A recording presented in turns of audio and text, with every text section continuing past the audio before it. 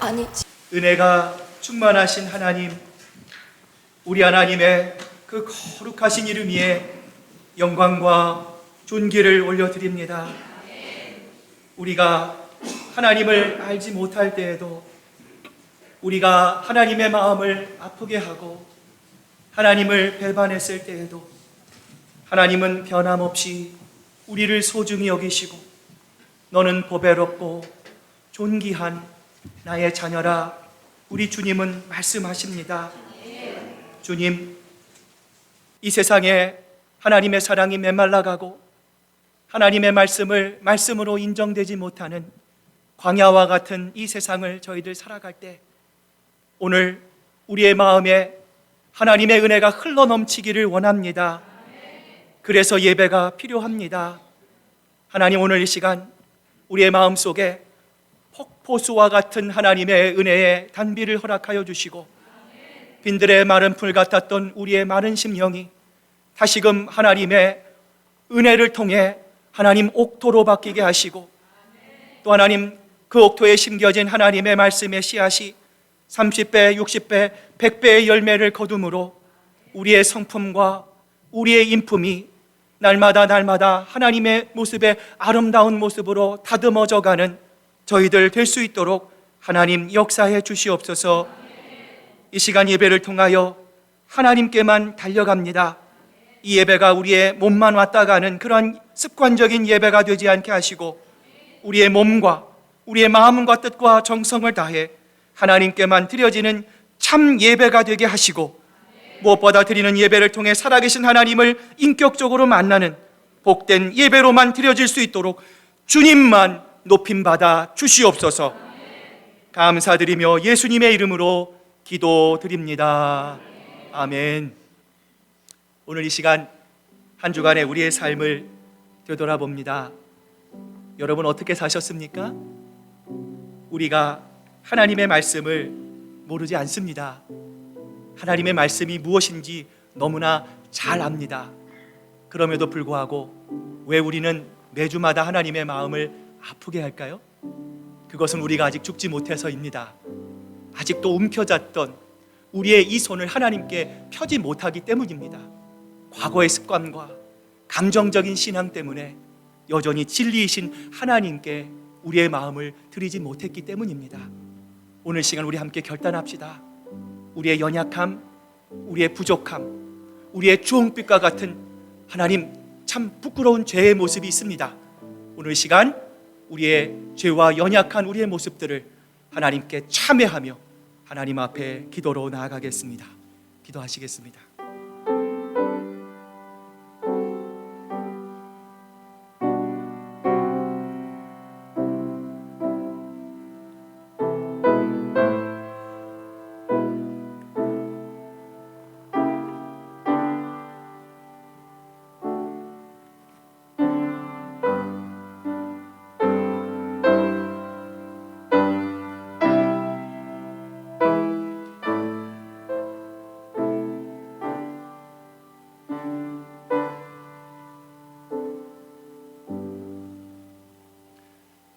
만일 우리가 우리 죄를 자백하면 그는 미쁘시고 의로우사 우리 죄를 사하시며 우리를 모든 불의에서 깨끗하게 하실 것입니다.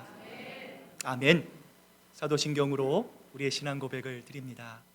나는 전능하신 아버지 하나님 천지의 창조주를 믿습니다. 나는 그의 유일하신 아들 우리 주 예수 그리스도를 믿습니다. 그는 성령으로 잉태되어 동정녀 마리아에게 나시고 본디오 빌라도에게 고난을 받아 십자가에 못 박혀 죽으시고 장사된 지 사흘 만에 죽은 자 가운데서 다시 살아나셨으며 하늘에 오르시어 전능하신 아버지 하나님 우편에 앉아 계시다가 거기로부터 살아있는 자와 죽은 자를 심판하러 오십니다. 나는 성령을 믿으며 거룩한 공교회와 성도의 교제와 죄를 용서받는 것과 몸의 부활과 영생을 믿습니다. 아멘. 땅과 거기에 충만한 것과 세계와 그 가운데 사는 자들은 다 여호와의 것이로다.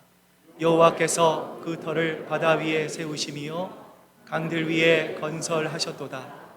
여호와의 산에 오를 자가 누구며 그의 거룩한 곳에 설 자가 누구인가? 곧 손이 깨끗하며 마음이 청결하며 뜻을 허탄한 데에 두지 아니하며 거짓 맹세하지 아니하는 자로다. 그는 여호와께 복을 받고 구원의 하나님께 의를 얻으리니 이는 여호와를 찾는 족속이요 야곱의 하나님의 얼굴을 구하는 자로다. 문들아 너희 머리를 들지어다. 영원한 문들아 돌릴지어다. 영광의 왕이 들어가시리로다. 영광의 왕이 누구시냐? 강하고 능한 여호와시요 전쟁에 능한 여호와시로다. 문들아 너희 머리를 들지어다. 영원한 문들아 들릴지어다. 영광의 왕이 들어가시리로다. 영광의 왕이 누구시냐? 만군의 여호와께서 곧 영광의 왕이시로다. 아멘. 자리에 앉으시겠습니다. 우리 김교 장로님 나오셔서 기도해 주시겠습니다.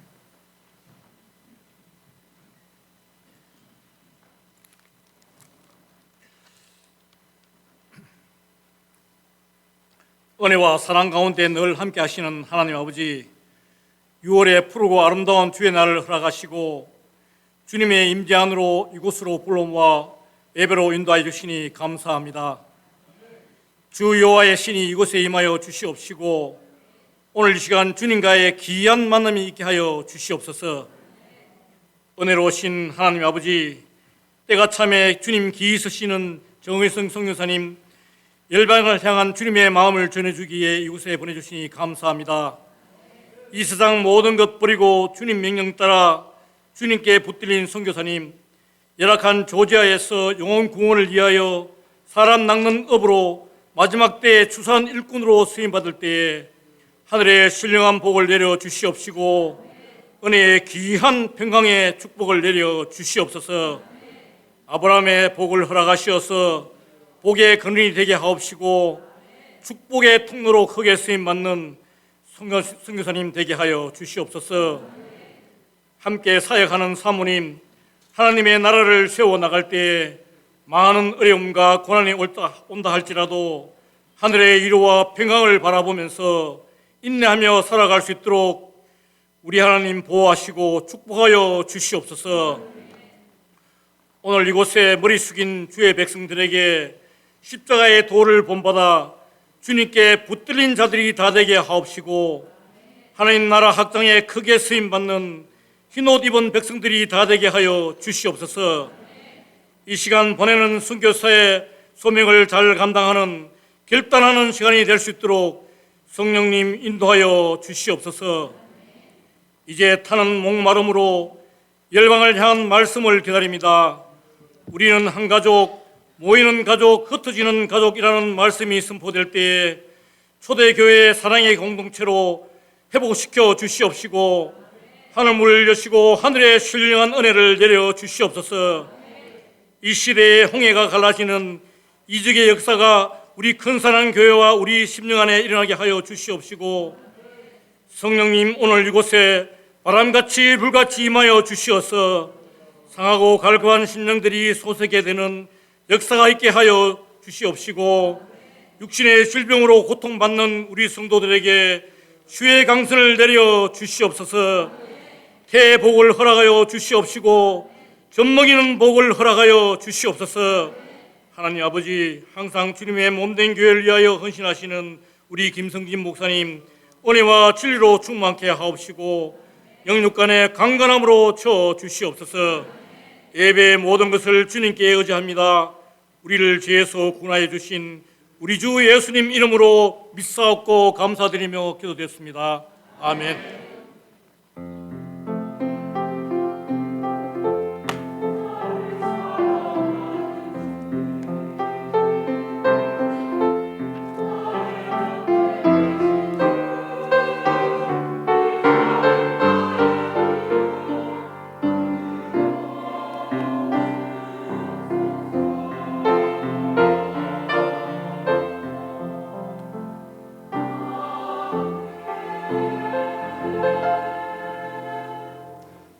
자, 우리 한번 또 옆에 뒤에 보시면 우리 참 귀한 분들이 있습니다. 우리 한번 보시면서 함께 예배드리게 돼서 감사합니다. 사랑합니다. 당신을 축복합니다. 인사 나누시기를 바랍니다. 자, 오늘 참 우리 귀한 분 우리 함께 소개해 드리기를 원합니다. 우리 정희성 선교사님, 또 우리 사모님이신 우리 김유진 사모님, 우리 서유리 춤도 참 잘 추고 성격도 너무 좋고 너무 이쁜 귀한 딸입니다. 자, 우리 사모님, 또 우리 서유리, 또 우리 목사님 한번 일어나 주시면 우리 사랑합니다, 축복합니다. 우리 한번 격려의 박수 주셨으면 좋겠습니다. 네, 감사합니다. 몇 가지 교회 소식 알려드립니다. 오늘 친교 후에 지난주 말씀을 가지고 하는 우리 초원별 성경 공부가 우리 12시 반부터 우리 각 초원실에서 있습니다. 여러분 주보에 보시면 지난주 말씀 요약이 되어 있습니다. 초원별로 함께 읽으시고요. 말씀을 함께 나누면 더 풍성한 말씀이 우리 가운데 있습니다. 그 말씀 붙잡고 또 함께 귀한 은혜 나누시는 귀한 시간 되시기를 바랍니다. 우리 성경 공부 이후에 우리 1시 반부터 우리 새가족부실에서 우리 초원장 모임이 있습니다. 우리 초원장님들 기억하시고 한 분도 빠짐없이 참석해 주시기를 바랍니다. 돌아오는 수요일은 우리 한 달에 한 번 있는 우리 초원별 당당 예배입니다. 우리 이번 주는 우리 6초원이 헌신하며 또 하나님 앞에 나아갑니다. 함께 자원하는 마음으로 또 여러분들도 함께 기쁜 마음으로 함께 또 예배에 참석해 주시기를 바랍니다. 양육 1단계 우리는 한 가족, 제가 너무 기쁜데요. 우리 선교사님 이번에 선교대에 또 말씀의 주제가 우리는 한 가족이고요. 저번에 우리 양육 1단계도 우리는 한 가족입니다. 여러분 4주차 돌아오는 토요일, 주일 우리 한 주 건너뛰었지만 정상적으로 진행이 됩니다. 기억하시고 또 빠지지 마시고 함께 참석해 주시기를 바랍니다. 다음 주 친교 담당 우리 사초원입니다. 금주 다가봉사로 우리 이명철 장로님, 또 우리 이중영 집사님, 윤매트 목사님, 또 헌화로 주봉익 장로님 수고해 주십니다. PPT는 없지만 여러분 예배 마치시고 밖에 나가시면 보드판에 2023년 하반기 다가봉사 헌화표가 있습니다. 빈칸이 아직 많은데요. 여러분 기도하시고 자원하는 마음으로 친교실 내려가기 전에 여러분 이름을 적어주시면 감사하겠습니다. 자, 이제 오늘 우리에게 주시는 하나님 말씀 우리 함께 찾아서 봉독해 올립니다. 사도행전 2장 42절부터 우리 47절까지의 말씀입니다. 신약성경 189페이지에 있는 사도행전 2장 42절부터 우리 47절까지의 말씀, 저와 여러분이 한 절씩 교독해서 하나님께 봉독해 올립니다.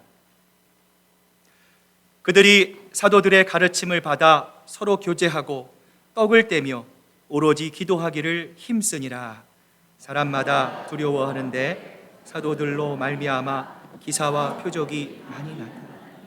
믿는 사람이 다 함께 있어 모든 물건을 서로 통용하고 또 재산과 소유를 팔아 각 사람의 필요를 따라 나눠주며 날마다 마음을 같이하여 성전에 모이기를 힘쓰고 집에서 떡을 떼며 기쁨과 순전한 마음으로 음식을 먹고 하나님을 찬미하며 또 온 백성에게 칭송을 받으니 주께서 구원받은 사람을 날마다 더하게 하시니라. 아멘. 자, 이제 우리 정희성 선교사님 나오셔서 말씀 증거하기 전에 우리 성가대 귀한 찬양으로 하나님께 영광 돌리겠습니다.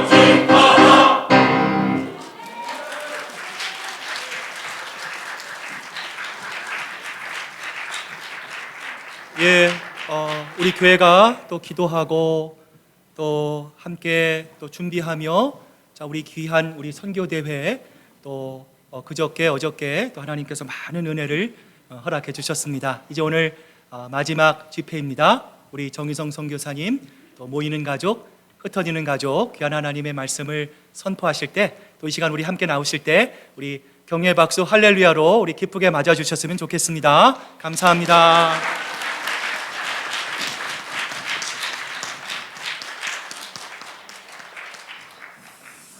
기도하겠습니다. 사랑하는 하나님, 너무나 귀한 교회입니다. 하나님, 이 교회에 처음 딱 들어왔을 때 제일 먼저 들어왔던 구절은 예배 세상을 이기는 힘입니다 라고 쓰여져 있는 문구였습니다. 이 교회가 얼마나 예배를 소중히 여기고 예배로 인하여서 하나님을 높이고 하나님을 사랑하고 또 힘을 얻고자 하는지 느낄 수 있었습니다. 사랑하는 하나님, 이 귀한 시간을 이 젊은 종에게 내어줬습니다. 이것이 얼마나 겸손한 일이고 또한 용기가 필요한 일이고 또 주님 앞에 얼마나 선교하고 싶어하는 그 마음과 사랑이 있는지 저는 잘 알고 있습니다. 사랑하는 하나님, 이 아름다운 교회를 축복하여 주십시오. 이 겸손하고자 몸부림치는 이 교회에 기름 부어 주시옵소서. 하나님, 한 걸음 한 걸음 걸어가는 이 교회 위에 주님께서 동행하여 주시고 날마다 구원받는 자를 더하여 주시고 하나님, 시대마다 철마다 도움이 필요할 때마다 하나님께서 도움이 되어주시고 산성이 되어주시고 공급자가 되어주시고 치유자가 되어주셔서 날마다 성장하는 교회 되게 하여 주옵소서. 이 시간 주님의 시간입니다. 성령님의 시간입니다. 말씀의 시간이오니 마음껏 일하여 주옵소서. 우리 주 예수 그리스도의 이름으로 기도드렸습니다. 아멘. 할렐루야. 와, 벌써 마지막 날이에요. 다음 주면 저는 또 선교지에 있겠죠. 진짜 너무 감사하고 너무 기쁜 하루하루의 시간들이었습니다. 선교지에 있다 보면 참 여러 가지 일들이 일어나는데요. 처음 선교지로 이렇게 막 딱 출발했을 때 저와 아내가 약속한 것들이 있는데, 우리는 건물 같은 거 짓지 말자. 우리는 그런 거 하지 말고 열심히 가난한 사람에게 힘들고 어려운 사람들에게 나누고 베풀자, 이렇게 이야기를 나눴어요. 그렇게 막 선교를 하고 있는 중간에 저는 베데스다 소망교회라는 교회를 개척하고 지금 공동체 생활을 하고 있어요. 그 교회가 세워지는 과정의 이야기인데요. 어떤 어렸을 때부터 저랑 같이 이렇게 공부를 쭉 했던 사모님이 저한테 전화가 온 거예요. 전화하자마자 막 울어요. 목사님 어떡해요? 목사님 어떡해요? 막 울었어요. 그래서 무슨 일이에요? 무슨 일이야? 이렇게 물어봤는데 저의 딸이랑 1살 차이 나는 자녀, 딸 둘을 가지고 있는 목회자 부부였어요. 선교사님, 우리 남편이 의사 선생님의 얘기로는 3개월 안에 죽는데요. 그래요. 저랑 그 목사님이랑 나이가 같아요. 선교지에서 내 딸 아이를 볼 때마다 그 목사님 부부가 생각이 났어요. 어떡하냐 한참을 울었어요. 같이 울었어요. 기도하고 있었어요. 어떡하지? 또 새벽에도 전화벨이 울려요. 그 사모님이 벌떡 일어나서 자기 남편 숨쉬나 안 쉬나 이렇게 확인하는 거예요. 얼마나 무서운 하루하루들을 지내는지 새벽에도 전화벨이 막 울려요. 그러면 새벽에 전화벨이 울리면 그걸 받고 또 함께 막 그렇게 기도하는 거예요. 그렇게 기도하는 어느 날 하나님이 저를 찾아와 주셔서 이렇게 질문하시는 것 같았어요. 너는 왜 저 목사가 죽을 거라고 믿니? 그러시는 것 같았어요. 저는 이상했어요. 하나님, 의사 선생님이 죄송합니다, 의사 선생님. 의사 선생님이 죽는다고 하면 죽는 거지요. 저 이랬어요. 그랬더니 의사 선생님보다 더 높으신 생명의 주관자이신 하나님이 우리의 영혼을 데려가기 전까지는 죽는 게 아니라고 말씀하시는 거예요.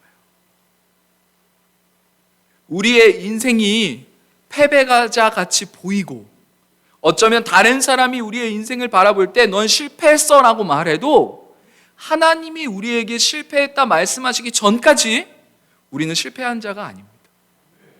하나님이 우리에게 너 망했어 라고 하기 전까지요, 세상에 있는 모든 사람들이 우리를 망했다라 말해도 우리는 망한 게 아닙니다. 하나님이 내가 너 데려갈 거야 라고 말씀하시기 전까지는요, 하나님은 절대 이 세상에 어느 누가 우리를 죽는다라고 말해도 우리는 죽지 않을 거예요. 왜냐하면 우리의 인생의 주인은 하나님이시기 때문이에요. 저는 이 말 믿음이 생겨서요, 너무너무나 기뻐서 그 사모님한테 전화했어요. 여보세요, 친하니까. 야, 너 남편, 하나님이 너 남편 데려간다고 응답 받았어? 무슨 또 헛소리를 하는지, 그죠? 그랬더니 무슨 말이에요? 하나님이 너 남편 데려간다고 약속 받았냐고, 응답 받았냐고. 아니, 그러면 하나님이 데려가시기 전까지 우리 같이 기도하자. 살려달라고 기도하는 건 우리 몫이야. 살리시는 건 주님의 역할이고, 우리 하나님이 너의 남편 영혼 데려갈 때까지, 그때까지 우리 함께 기도하자. 3개월이 지나고 4개월이 지나고 5개월이 지나고 6개월이 지나고 1년이 지나도 하나님이 안 데려가셨어요. 어느 날 그 사모님이 저한테 전화 왔어요. 목사님, 선교사님, 그 조지아에 그 교회 하나 지으려면 얼마나 해요? 이래요. 내가 관심이 없었으니까, 야, 나 그 돈이 있으면, 친해서 야라 그랬어요. 그 돈이 있으면 가난한 사람들한테 다 나눠주고 난 장학금 주고 싶어. 난 건물 짓고 싶지 않아. 그랬더니 제가 만난 사람 아주 당돌한가 봐요. 저랑 좀 비슷하게. 선교사님, 그건 선교사님 믿음이고요, 제 믿음은 교회 세워야 됩니다. 알아봐 주세요. 그러는 거예요. 그래서 알아봐 주지도 않았어요. 제 마음이 동요가 되지 않으니까. 야, 3-4천만 원이면 되겠지. 이 가난한 나라에서 뭐 비싸긴 하겠어. 그리고서 이제 전화를 끊었어요. 근데 이 목사님이랑 사모님이랑 막 이제 이야기를 나눴죠. 당신 하나님이 데려가시기 전에 교회를 짓고 싶다. 그러니까 이 목사님이요, 그때 때마침 그날 건강검진을 받는 날이었어요. 그러면 오늘 하나님이 나를 완치되었다고 의사 선생님이 나한테 얘기하면 내가 그 건축 헌금 들고 조지아로 직접 날아가서 헌금할게. 그 목사님이 그러셨어요. 건강검진을 받고 의사 선생님이 결과지를 한참 보고 뭐라 그러셨게요? 완치되셨습니다. 그래서요, 그 목사님, 사모님, 친정, 시댁 모두 다 조지아에 왔어요. 그리고 건축 헌금했어요. 그래서 지어진 교회가 지금 트빌리시 안에 있는 조지아 베데스다 소망교회예요. 이렇게 하나님이 기적과 이적을 베푸셨으면 아주 잘 건축이 되어야 되잖아요, 그렇죠? 근데 죽을 만큼 힘들었어요. 건물을 지면서요, 벽돌을 날르고 삽질을 하고 시멘트를 바르고 페인트를 바르면서 참 하나님 앞에 회개를 많이 했어요.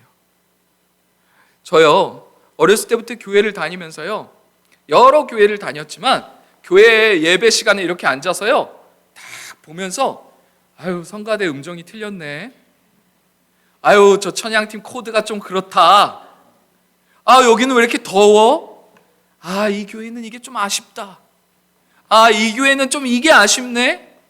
그렇게 저 마음속에 판단하고 정죄하고 그렇게 지냈나 봐요. 그런데 직접 위치가 바뀌어서요, 교회를 건축을 하다 보니까 이게 누군가의 피와 땀과 눈물과 헌신이라는 걸 알았어요.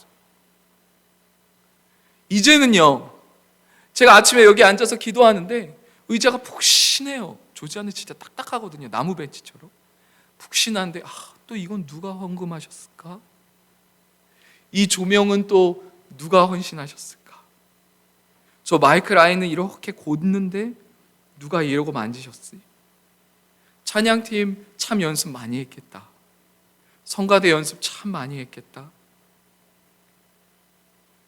어린 신앙일 때는요, 참 판단하고 정죄한 많은 것들이요, 위치가 이렇게 바뀌고 교회를 내 몸으로 벽돌로 시멘트로 삽질로 지어가다 보니까 제가 지금 무슨 행동을 하고 다니는 줄 아세요? 교회에서?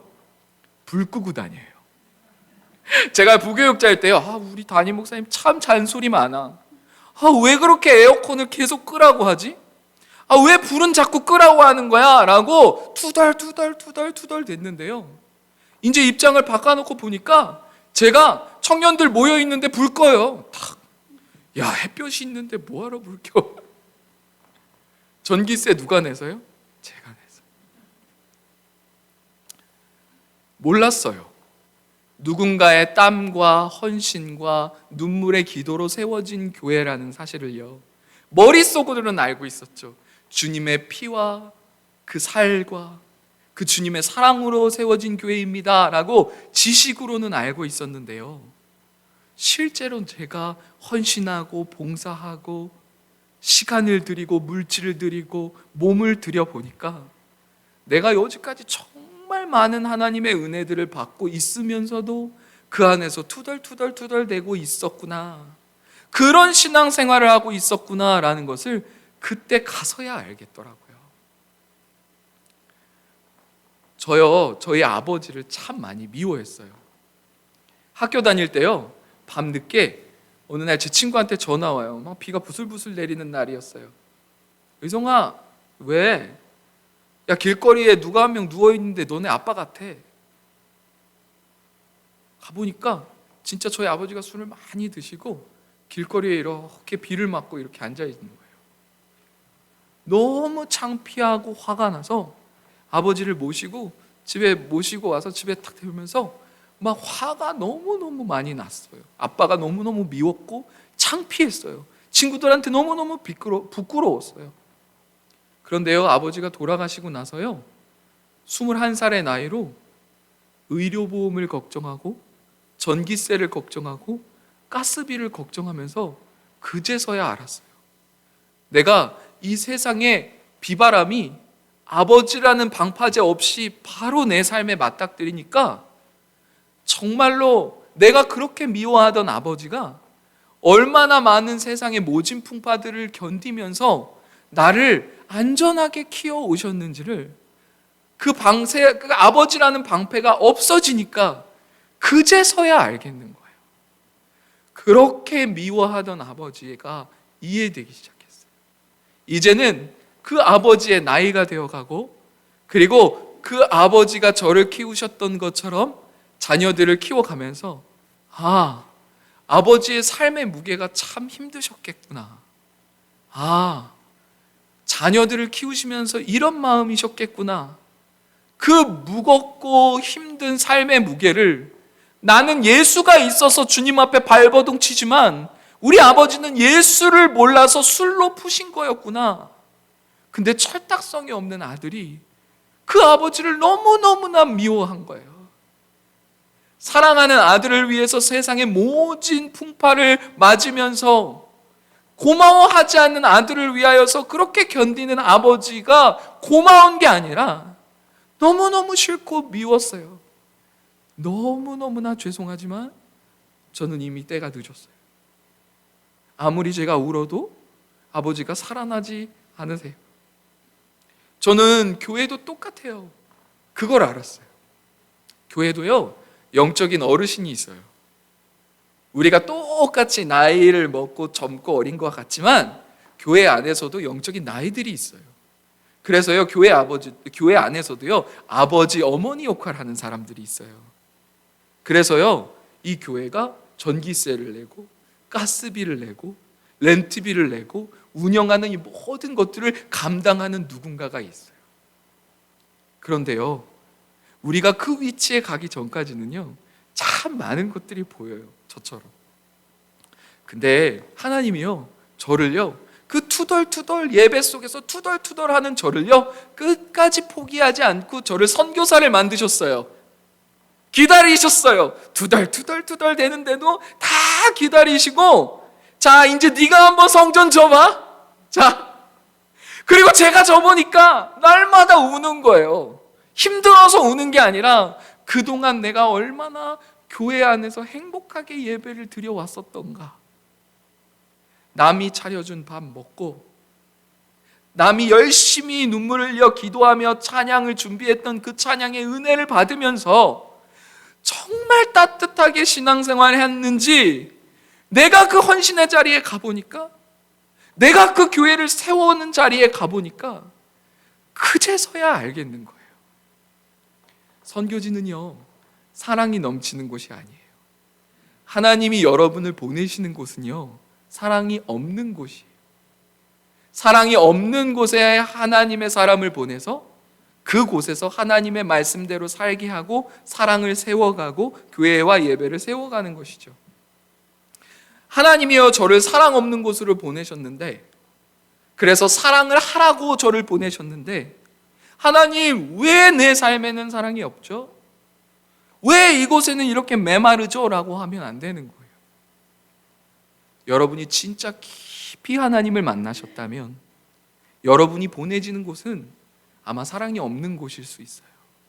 그런데요, 그곳에 여러분이 심기 시작하는 거예요.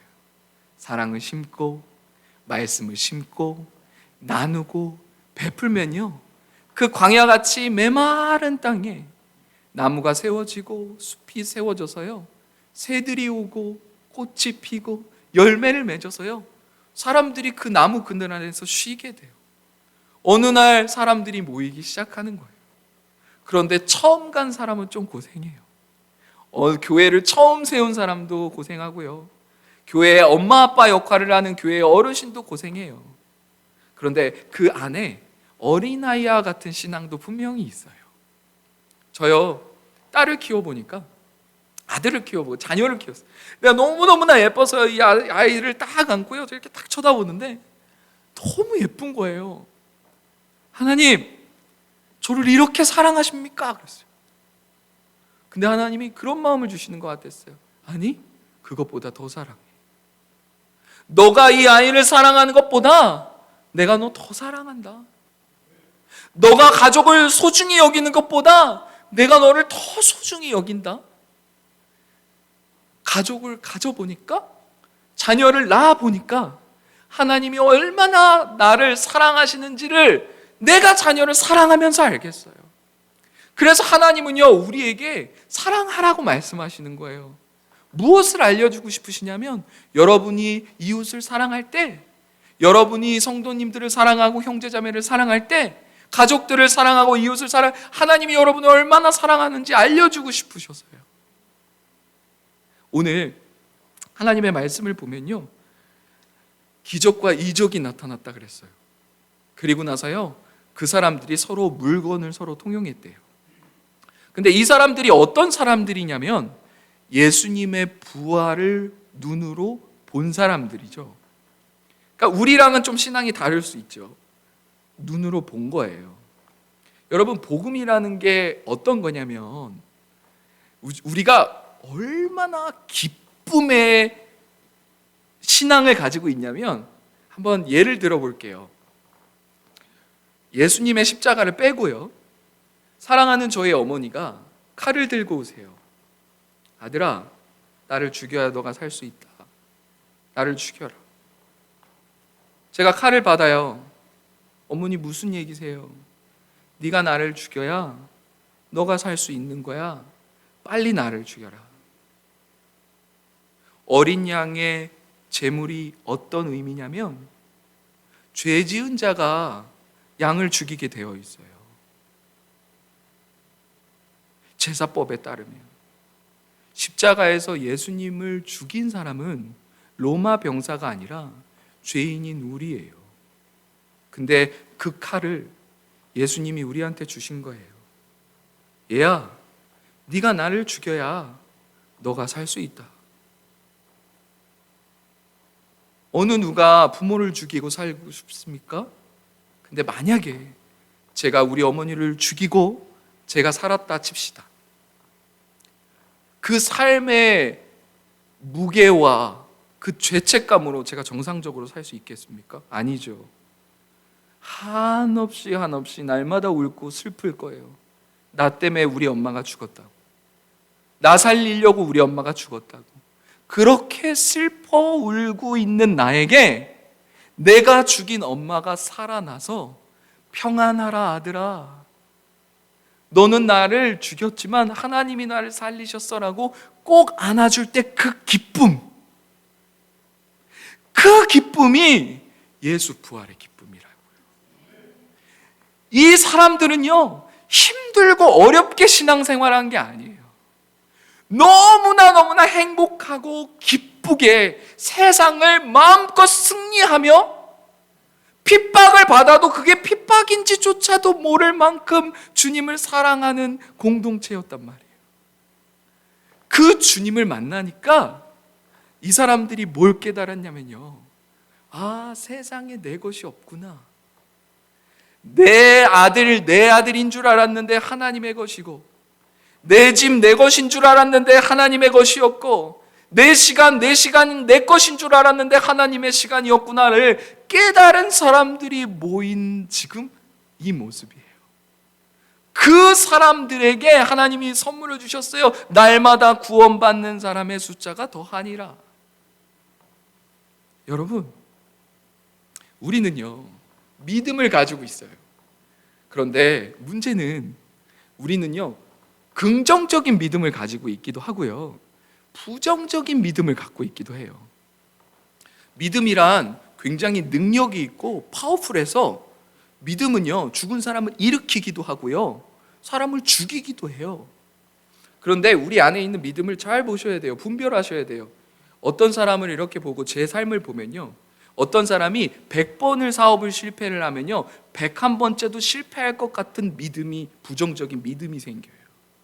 똑같이 사람이 인생을 살면서 내가 100명을 만나봤는데 100명한테 다 상처를 받았으면요, 새로운 사람을 만났을 때 그 사람은 완전 다른 사람인데도 이 사람도 나한테 상처를 줄 거야 라고 믿음이 생기는 거예요. 근데 이 믿음은 좋은 믿음이 아니라 나쁜 믿음이에요. 여러분 안에도 좋은 믿음이 있고 나쁜 믿음이 있어요. 좋은 믿음이란 무엇이냐면요, 저 하늘나라를 소망하는 믿음이에요. 여러분 천국 가보셨어요? 아니요? 근데 믿잖아요.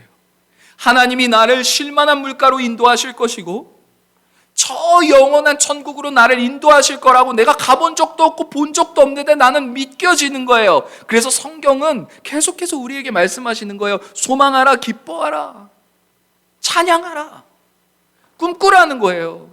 하나님이 그렇게 여러분을 그렇게 영생으로 인도하실 거니까. 그런데요, 우리는요, 여전히 부정적인 믿음이 있어요. 그래서 우리 안에 믿음이 싸움이 일어나는데, 어떤 싸움이 일어나냐면 우리의 인생의 실패한 경험, 쓴뿌리의 경험들이, 그 부정적인 믿음들이 앞으로 못 나가게 해요. 그래서요, 하나님이 우리에게 뭐라고 말씀하셔도요, 우리는요 100번 실패했던 경험 때문에, 사람들한테 많이 상처받았던 그 경험 때문에 누군가에게 마음을 열기가 너무 어려워요. 하나님, 무서워요. 제가 100명에게 마음의 문을 열어봤는데요, 모두 다 저에게 상처를 주고 아픔을 줬어요. 그래서요, 내가 이 사람한테 또 마음의 문을 열면요, 저 사람도 나에게 상처를 줄 것 같은 두려움과 아픔이 있어요. 그런데 하나님은 우리에게 그렇게 말씀하시는 거예요. 100번 실패했다고 101번째 실패하는 거 아니잖아. 10번 넘어졌다고 11번째도 넘어진다는 거 아니잖아. 10번 넘어져도 11번째에 일어날 수 있고, 100번 실패해도 101번째 승리할 수 있잖아. 우리는요, 끝에서 승리하는 게 너무 중요하거든요. 예수님이 우리에게 찾아오셔서 말씀하셨죠. 두드리라 그러셨어요. 두드리라. 근데 계속해서 두드리라 그러셨어요. 그거는 무슨 뜻이냐면, 여러분, 한 번 노크로 문이 안 열릴 수도 있다는 얘기예요. 근데 두드리고 또 두드리고 또 두드리고 두드리면요, 하나님의 때에 문이 열릴 거예요. 근데요, 성경은 뭐라고 써 있냐면요, 너희가 선을 행하되 낙심치 말지니 때가 이름에 거두리라 라고 말씀하셨어요. 근데 그 때를 말씀 안 하셨어요.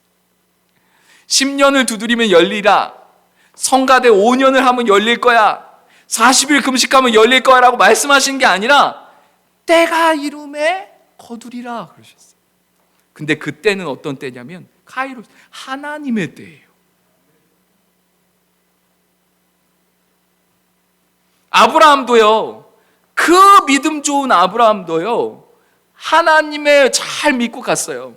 아들이 주신다고 했을 때 아브라함이 안 믿지 않았어요. 믿었어요. 아멘. 하나님이 나에게 아들을 주실 겁니다. 그런데요, 아브라함도 모르게 머릿속으로 한 100살 정도는 주시겠지 한 거예요.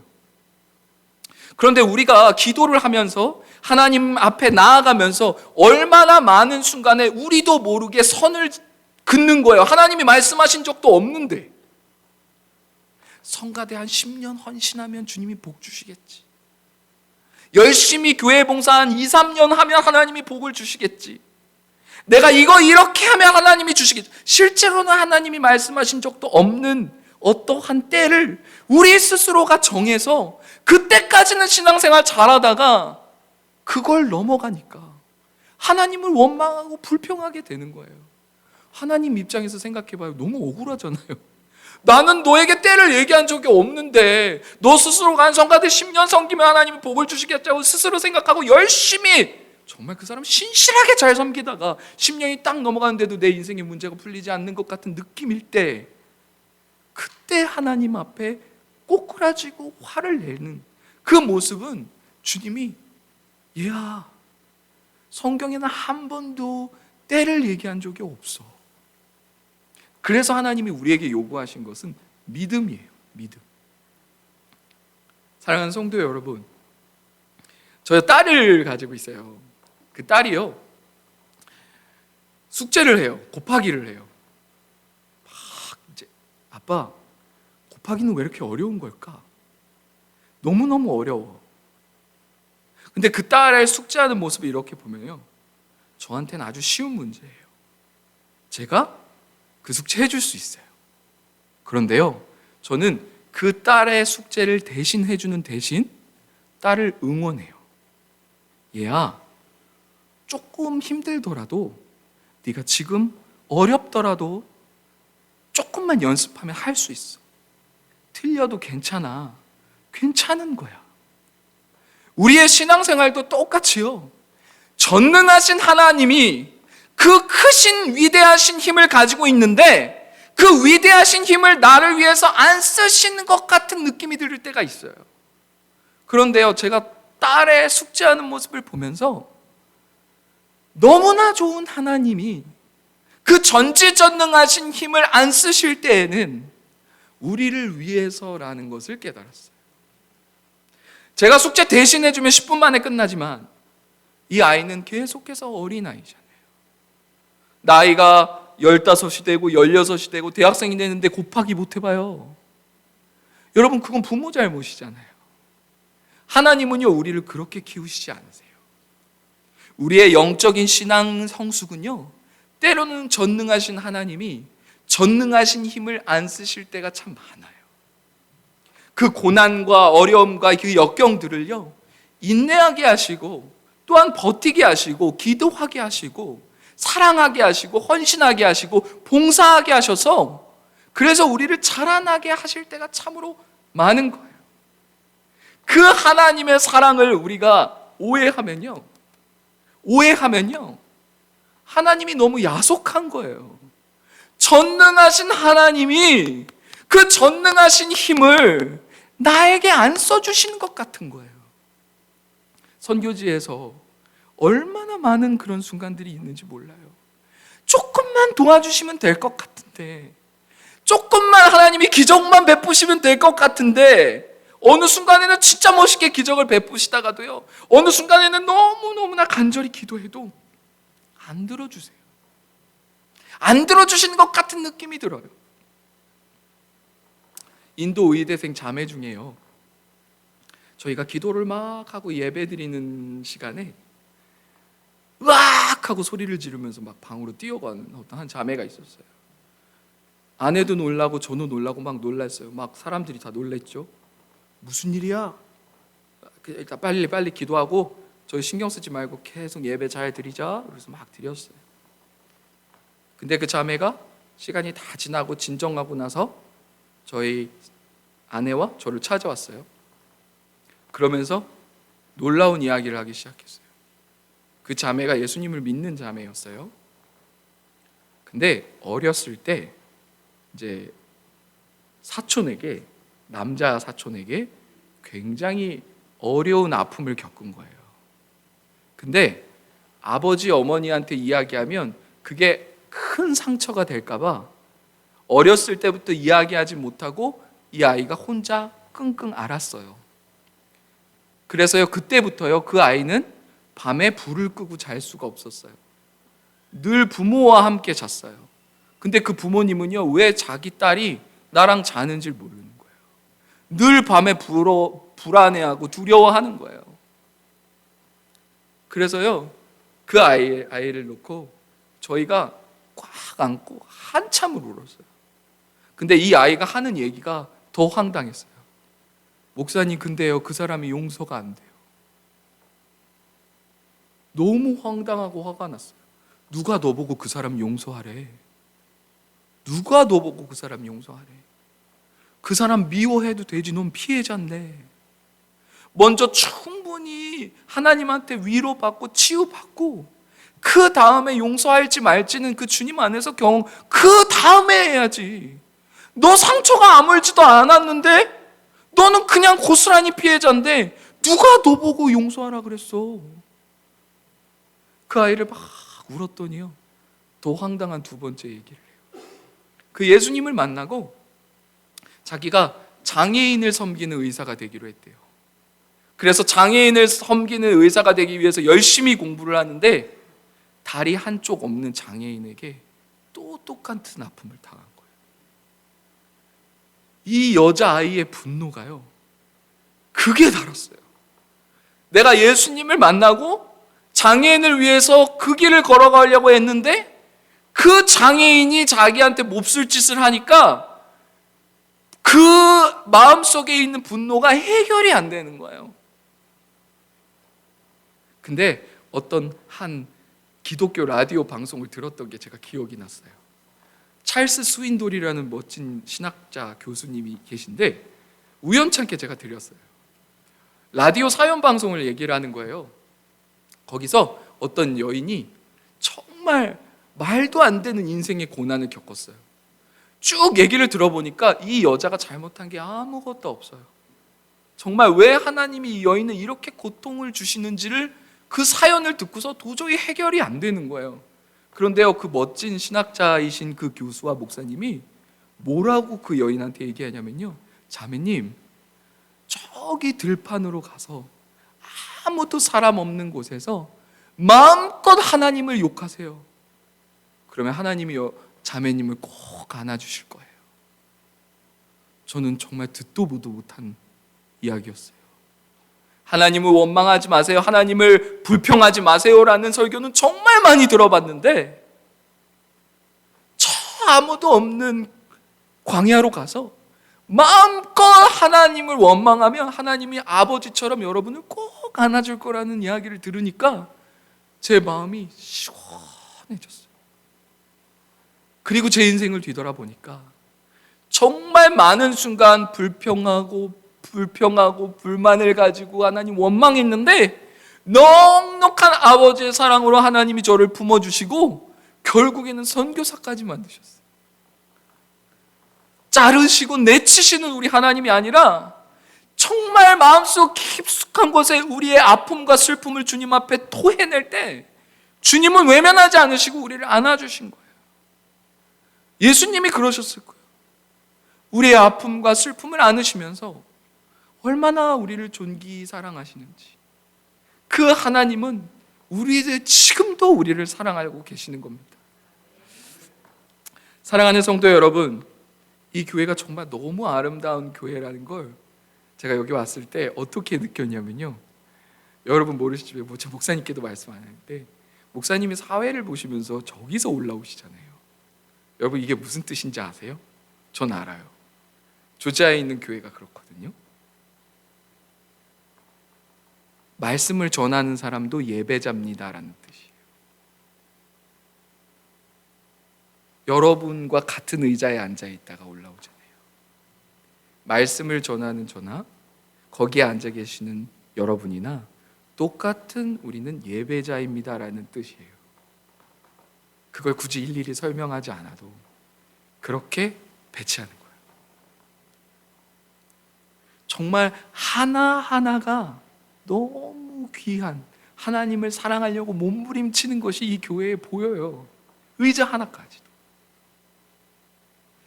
사랑하는 성도 여러분, 하나님이 우리를 너무 많이 사랑하셔서 말씀을 주세요. 여러분의 마음을 지키고, 그리고 하나님을 따라가려고 능력과 권세를 주셔서 말씀을 주세요. 그런데요, 말씀에는 문제가 없는데 문제가 하나가 있는 게 어떤 문제가 있냐면 우리의 마음이 부패됐어요. 우리의 마음이 악해요.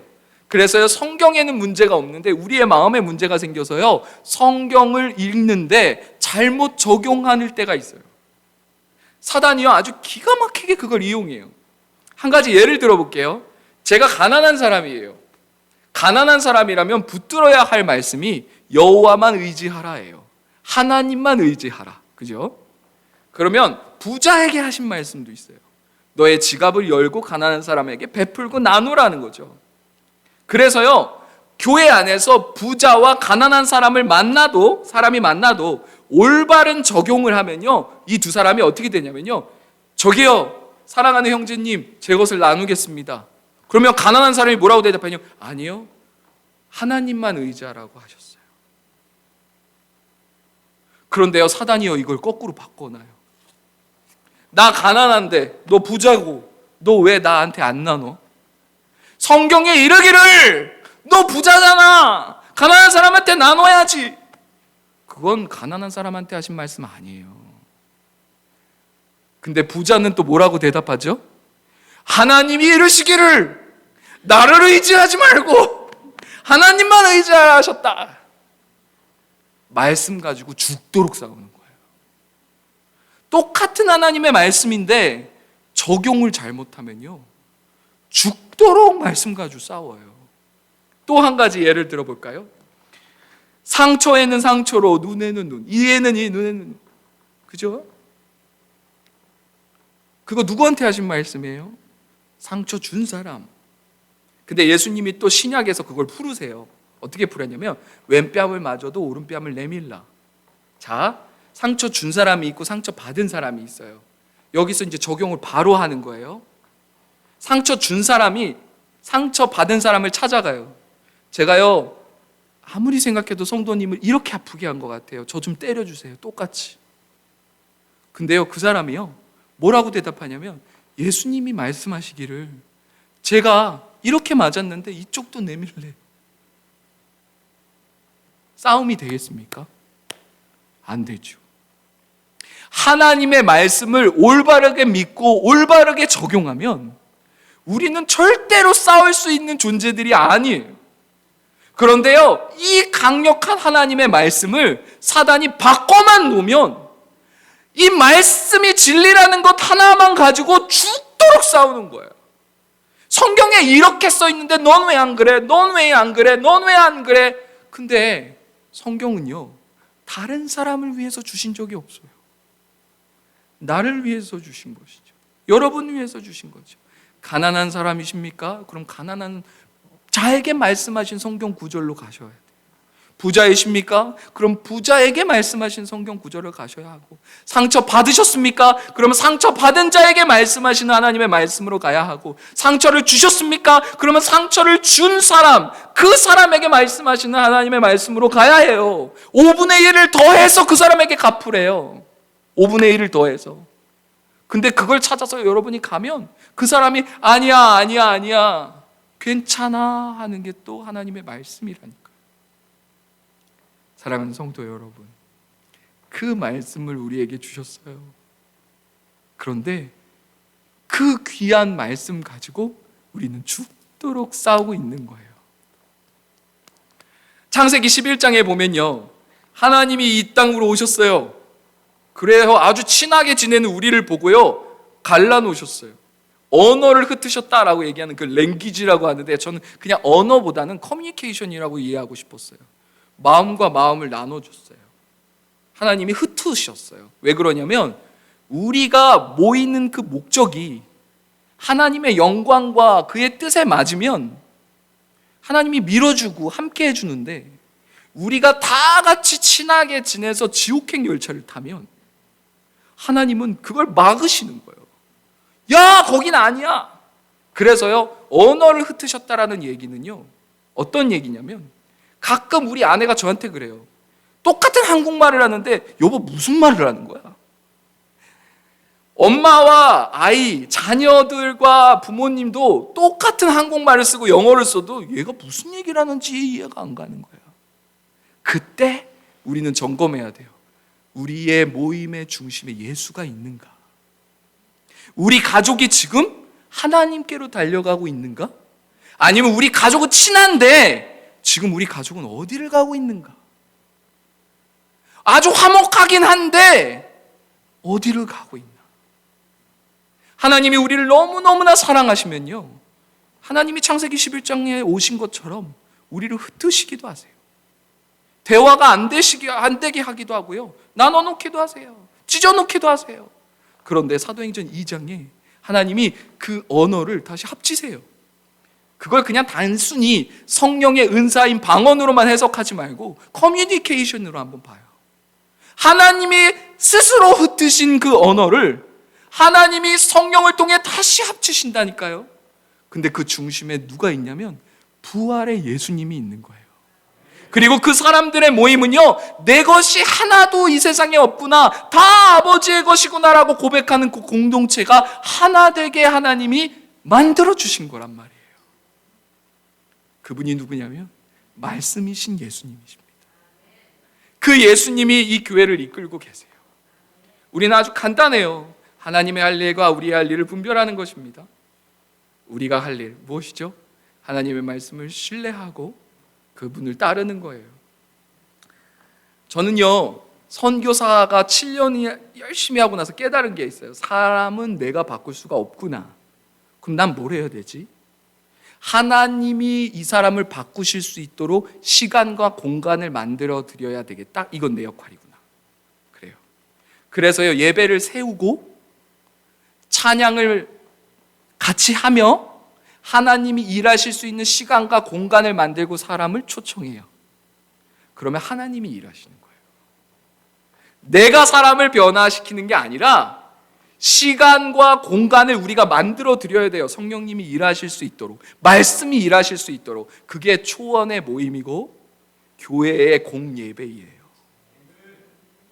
하나님이 일하실 수 있는 시간과 공간을 우리가 계속해서 마련해 드려야 그분이 표적과 기적을 일으키시는 거예요.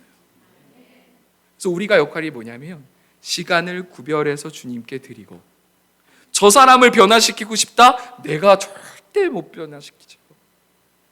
그 사람을 성령님을 만날 수 있도록, 하나님을 만날 수 있도록 그 자리로 초청해 주는 거예요. 그게 우리의 역할입니다. 그 사람이 거절하면 어쩔 수 없지만 우리가 해야 하는 역할은 계속해서 주님께 초청하는 거예요. 여러분이 사람을 바꿀 수 있다라고 생각할 때에는 참 많은 상처가 있지만 하나님만 바꾸실 수 있습니다. 하나님만 하실 수 있습니다. 그래서 제 역할은 그냥 하나님의 일을 하실 수 있는 그 시간과 장소에 저는 그냥 여기에 가져다 놓고 데려다 놓는 것 뿐이에요. 그게 저희 교회의 가장 깊숙한 메시지예요. 아무리 제가 말씀을 전해도요, 결국에 하나님이 일하셔야 돼요. 우리가 아무리 헌신하고 봉사해도 결국엔 하나님이 일하셔야 돼요. 그런데 하나님은 우리의 봉사와 헌신 위에 일하신다는 것을 꼭 잊지 마셨으면 좋겠습니다. 사랑하는 성도 여러분, 저는 이제 돌아갑니다. 저요, 지금 주장로님 댁에서 머물고 있어요. 호텔보다 더 좋아요. 근데 제가 꼭 앉는 자리가 있어요. 어떤 자리가 있느냐면 바다가 이렇게 보이는 아주 정말 너무 예쁜 곳을 등지고 앉아요. 왜 그런지 아세요? 안 돌아가고 싶은가 봐.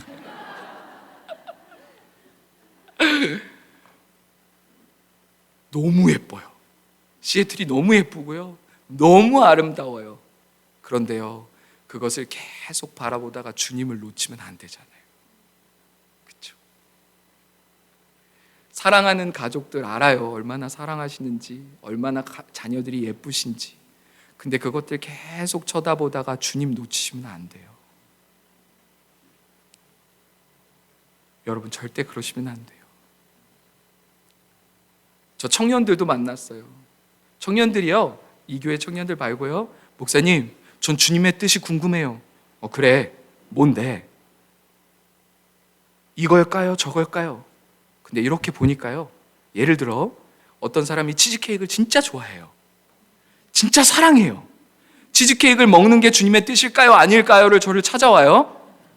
근데요, 이 사람이 지금 어떻게 하냐면요, 테이블 위에 치즈케이크를 올려놓고요, 막 침을 흘리면서 주님의 뜻일까요? 아닐까요?를 해요. 그러면 저는 뭐라 그러냐면, 일단 떨어져. 치즈케이크가 멀리해. 네가 이걸 계속 쳐다보고 있으면 주님의 뜻이 어떻게 보이겠니? 일단 치즈케이크가 멀리 떨어져야 네가 분별력이 생기지. 죄도 똑같아요. 주님을 따라가는 일도 똑같습니다. 여러분 계속 죄를 바라보면서 하나님, 제가 이걸 해야 될까요? 말아야 될까요? 그러면요, 그 사람 10분 안에 치즈케이크 들고 먹어요. 손으로 먹어요. 주님의 뜻 몰라요. 그냥 먹어요, 그 사람. 여러분, 멀리하면 멀리할수록 좋아요. 제가요, 믿음이 아주 좋으면요, 저는 창가에 앉았을 거예요. 주님 진짜 너무 멋있어요. 근데 저는 저를 잘 알아요. 그래서요, 그 너무나 예쁜 풍경을 등지고 앉아요. 보고 싶죠, 저도. 보고 싶죠. 근데 저의 삶에서 주님을 지키는 방법이에요. 여러분 너무 스스로 과신 안 하셨으면 좋겠어요. 난 나이트클럽 가서도 예배 드릴 수 있어. 죄송해요. 나는 주일 안 해도, 주일 성수 안 해도 나는 예수 미안해요. 죄송합니다. 여러분 너무 자신 과신하지 마세요. 교회에는 괜히 수요 예배가 있는 게 아니고, 괜히 목장 모임이 있는 게 아니에요. 정말 이 교회 좋은 교회예요. 저는 의자에 앉을 때부터 알았어요. 이 교회에 이렇게 헌신하신 분 있으세요. 누군가의 피와 땀과 눈물로 세워진 교회예요. 우리 불평하기보다 누군지 모르겠지만 그분을 이 자리에 앉을 때마다 축복하면서 예배를 시작하면 어떨까요?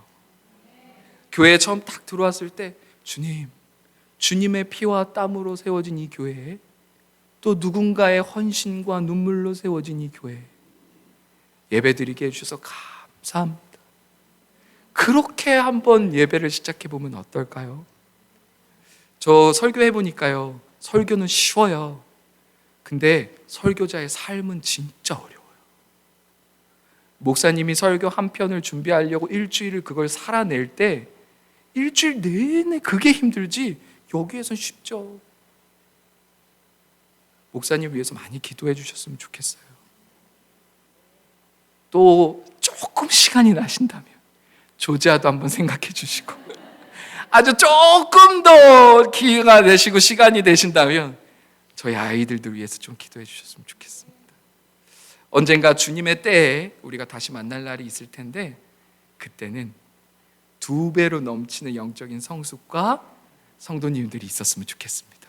그것을 위해서 저는 계속해서 아내와 저는 기도하겠습니다. 함께 기도하겠습니다. 사랑하는 하나님 아버지, 참 감사합니다. 하나님이 교회를 축복합니다. 너무나 귀한 이 교회 가운데 일하심에 참으로 감사합니다. 한 사람 한 사람 하나님의 성전으로 세워가시는 그 하나님의 마음을 하나님 기억하며, 이제 선교지에 돌아가서도 이 사랑 잊지 않고, 사랑받은 것보다 오병이어의 기적처럼 더 많은 가난하고 힘든 사람들을 섬기기로 하나님께 약속드리오니, 주님, 우리의 발걸음 가운데 기름 부어주시고 여기에 함께 하시는 성도님들에게도 하나님 은혜 베풀어 주옵소서.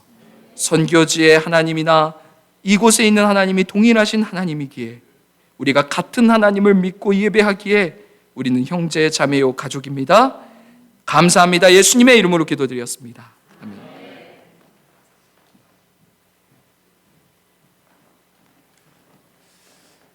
우리 선교사님 말씀을 들으면서 제가 참 하고 싶었던 이야기들, 그러나 제 입으로 할 수 없었던 이야기들을 우리 사실 첫날부터 또 우리 선교사님 입술을 통해서 하나님께 주신 또 하나님께 또 감사드립니다. 그래요, 교회는 우리 믿음의 성숙을 위해서 공간을 제공해 드립니다. 예배와 성경 공부와 모임과 여러 가지, 그래서 여러분들 더 늦지 않게 여러분 꼭 기억하시고 우리가 함께 하나님의 진리 가운데 아름답게 성숙해 나갈 수 있기를 바랍니다. 자, 이제 우리 한번 우리 특성과 함께 여러분 준비하신 귀한 예물 하나님께 드리도록 하겠습니다.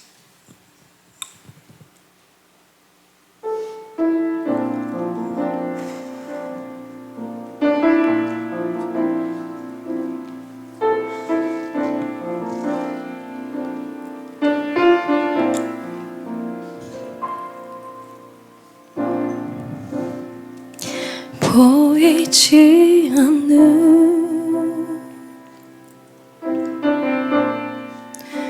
길을 걷는 듯이 막막한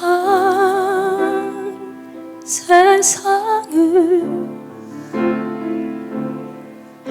홀로 버텨내고 있어.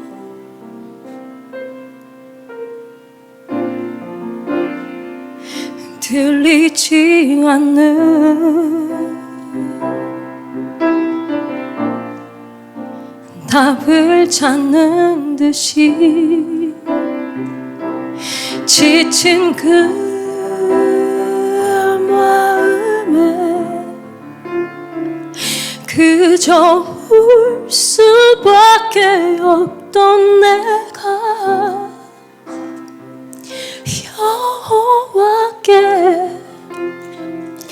엎드려 나 내 주님께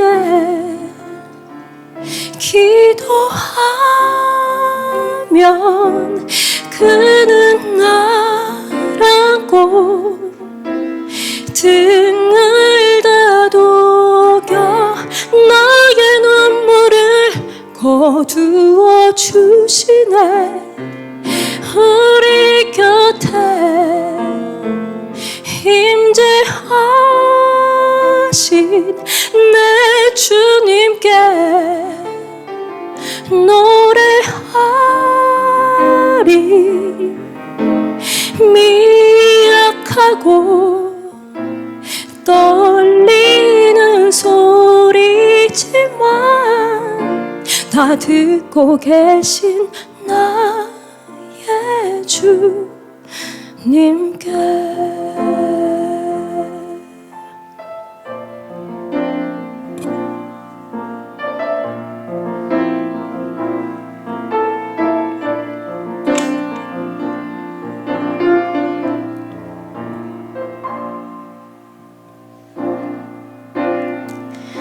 머뭇거리는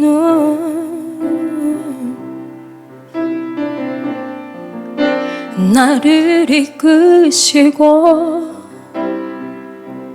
힘겨운 하루를 그가 견디게 하시네.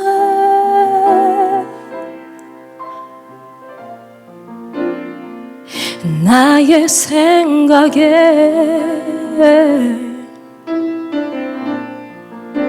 흔들리지 않고 나를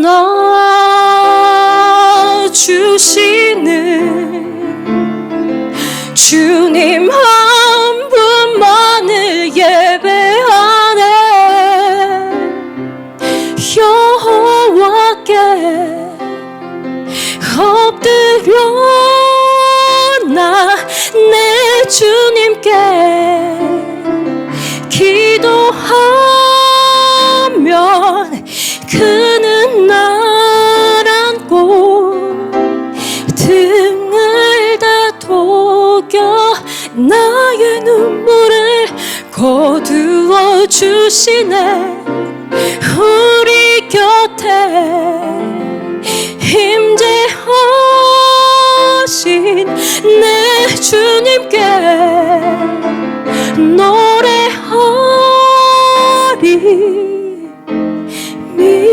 미약하고 떨리는 소리지만 다 듣고 계신 나의 주 주님께 내 모든 아픔을 다 듣고 계시는 주 바라보네.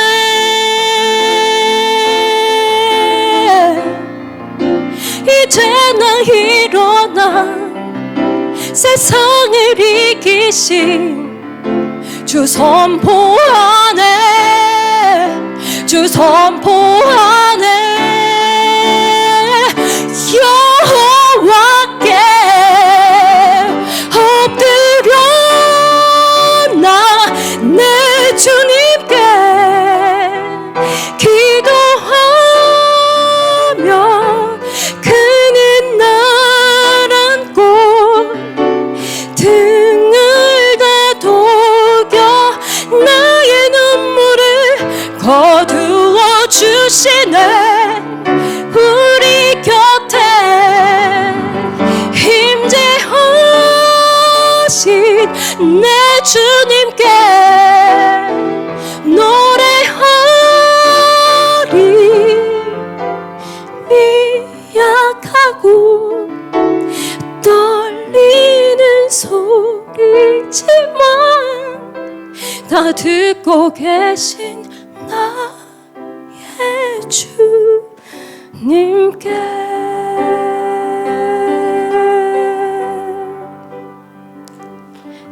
나의 주님께. 아멘.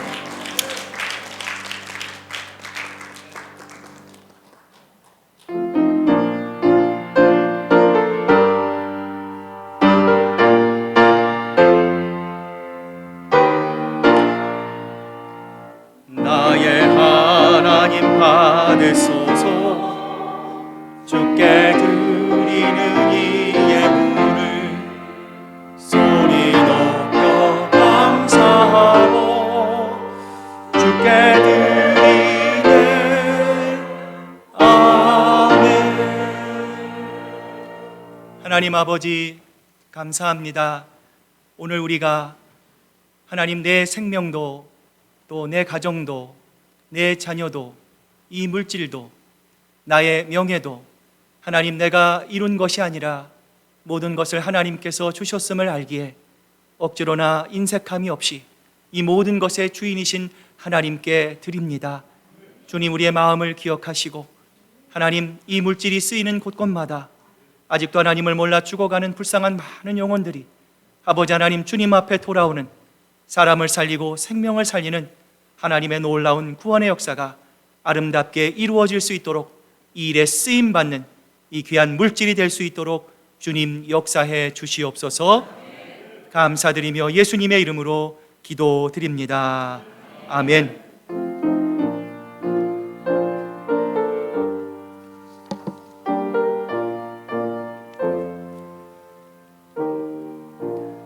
자, 이제 우리 505장 우리 힘차게 박수 치면서 하나님 앞에 찬양으로 나아가겠습니다.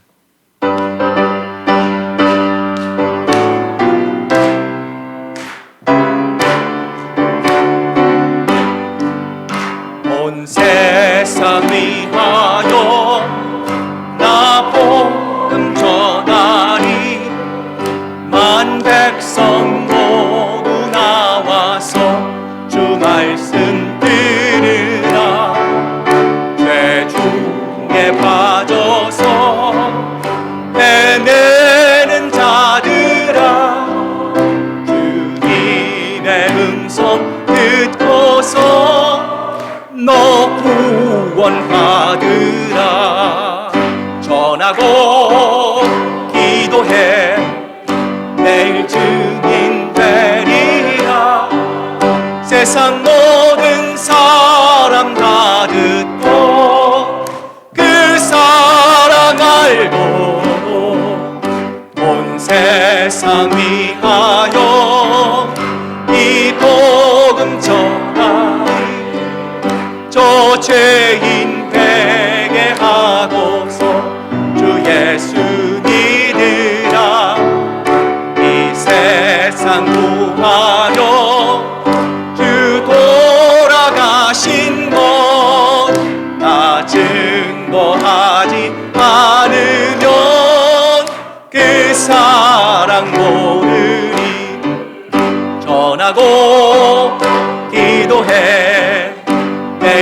증인 되리라.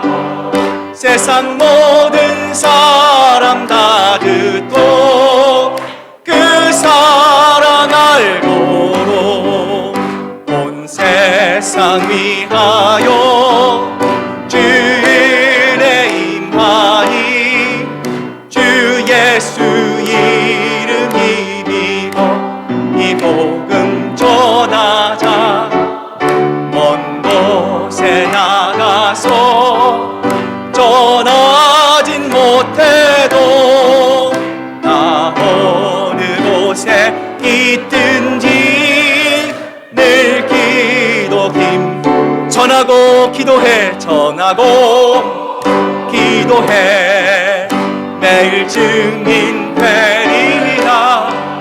세상 모든 사람 다 듣고 그 사랑 알고로. 사랑하는 교우들이여, 이제 주님의 말씀을 가슴에 담고 세상으로 나아가십시오. 늘 무릎 꿇어 기도하며 성령의 능력을 힘입으십시오.